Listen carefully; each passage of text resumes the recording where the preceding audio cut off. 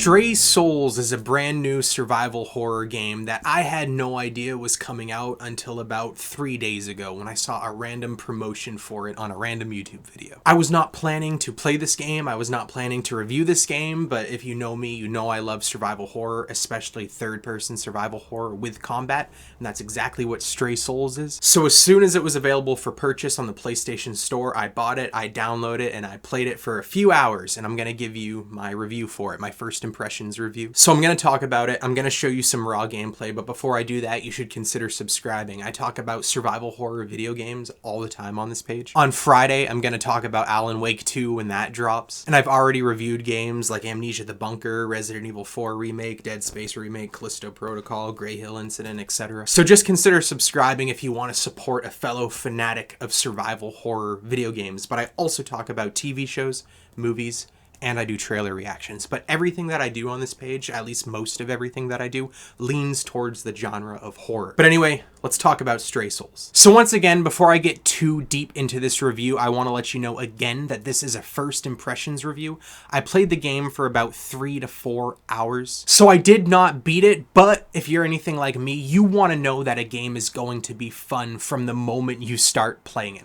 I don't like it when people recommend me a game and tell me it gets good after 20, 30, 40 hours. When I spend my money and I sit down to play a video game, I want to be having fun from the start. However, depending on how this video performs, I might make a follow-up to this video after I actually beat it, giving you guys my final impressions on the game, but that would have to be after I complete Alan Wake 2. And also, there will be some light spoilers in this game. I'm not going to get too in-depth about the story, I'm not going to talk about a lot of plot points, and all the gameplay that you're seeing is from very early in the game, but just keep in mind you might see some light spoilers sprinkled throughout. So I will give you a quick introduction to the plot, give you the gist of what this story is about. You start with a really creepy, really just twisted and disturbing opening cutscene that really intrigued me. Then very shortly after, there's a time skip and you play as Daniel, who inherits this house from a grandmother that he never met.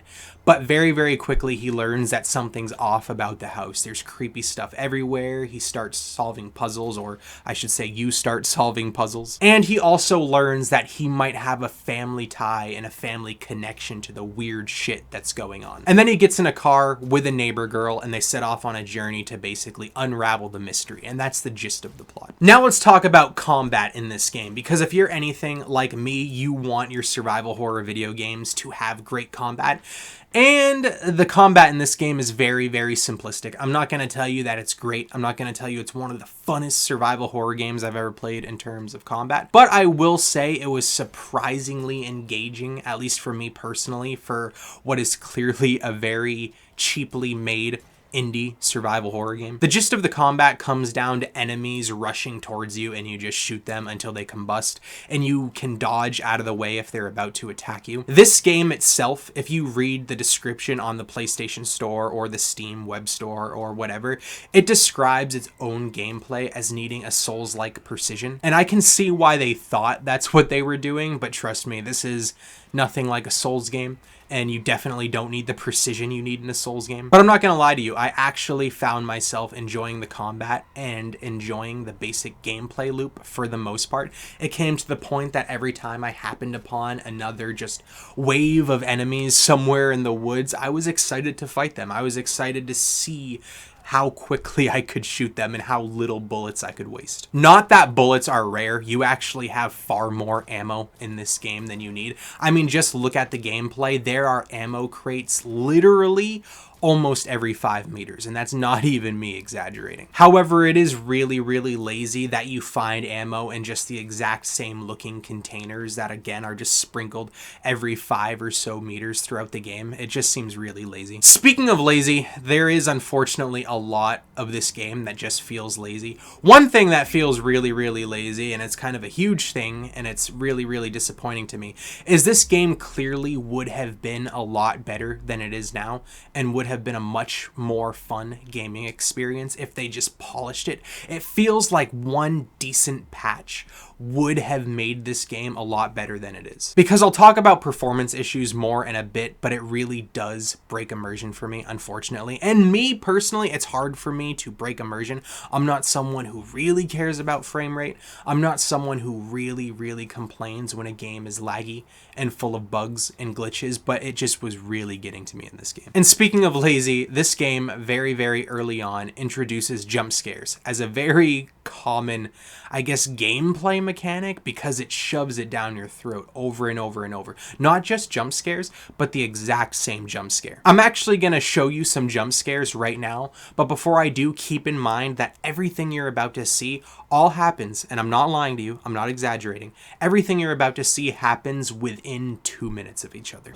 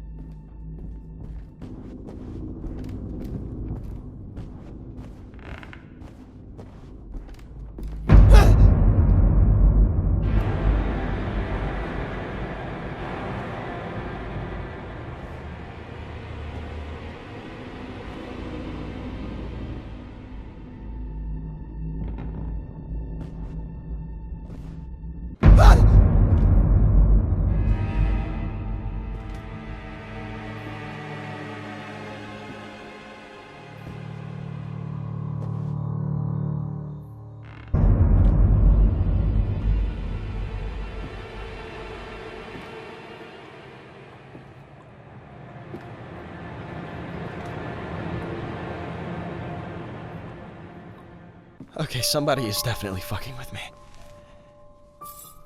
Might as well stay busy, though. Not like I'm gonna get any sleep now.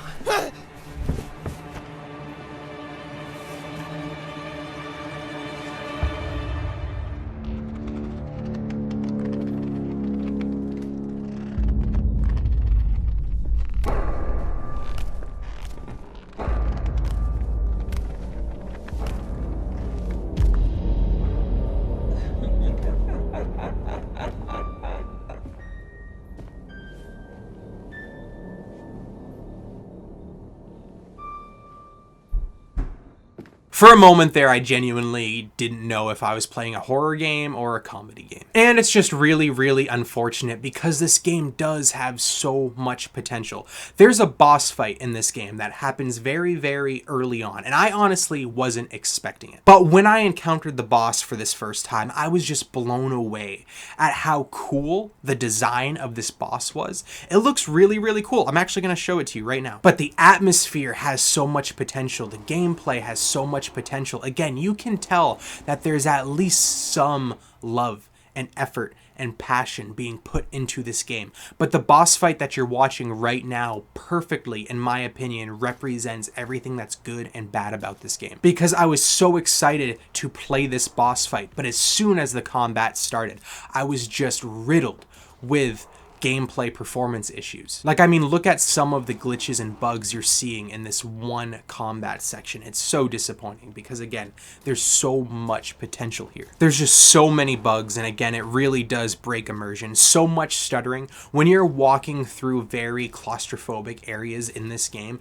if your character even bumps into a wall, there's just so much stuttering. It was legit giving me a headache. And again, that never really happens to me. Dialogue often seems to be playing at the wrong time and at the wrong moments, and often dialogue is played on top of other dialogue from the same exact character. And again, just very simplistic level design and uninspired exploration. But it's so strange. I feel the urge to just play more. Like, as soon as I edit this video and release it to you guys, I'm probably gonna sit down on my couch and play some more. Because again, I know I sound like a broken record at this point, but this game has a lot of potential to it. It really does. It's a better indie horror game, for whatever that's worth, or I should say modern indie horror game, at least compared to the ones that I've played. The story has potential, the gameplay has potential, the world and the atmosphere is good for the most part, the enemy design is good for the most part, but there's just so much bad happening simultaneously that it's so unfortunate. It's like if you went out on a date